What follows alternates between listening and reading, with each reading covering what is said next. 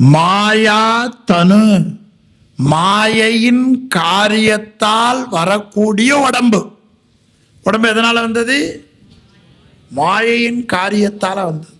Doctor கொடுக்குற மருந்துல கண்ணு காது மூக்கெல்லாம் ஒன்றும் பெருசா வந்துடாது. அது ஏதோ கொஞ்சம் வளர்ச்சியில கொஞ்சம் சரியா இருக்குமே தவிர.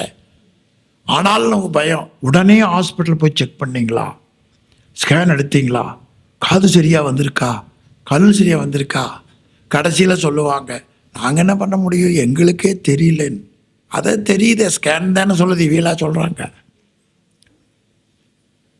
இதெல்லாம் சாமியினுடைய அளப்பெரும் கருணைங்க. ஒவ்வொருத்தருக்கும் உடம்ப வினைக்குத்தக்கவாறு கொடுக்கிறான், வினைக்குத்தக்கவாறு கொடுக்கிறான். எனவே இந்த உடம்பு மாயா தனு. தனு என்பது வடமொழி, தமிழ் என்பது உடம்பு. மாயா தனு, மாயையின் காரியம். மாயையின், ஆமா. கோதுமை போட்டு பாயாசம் வச்சா என்ன பாயாசம்? அவ்வளவுதாங்க. கோதுமை போட்டு பாயாசம் வச்சா என்ன பாயாசம்? ஜவரிசி வச்சு வச்சா. அது மாதிரி இந்த உடம்பு எதனுடைய காரியம்? மாயையின் காரியம். மாயா தனு.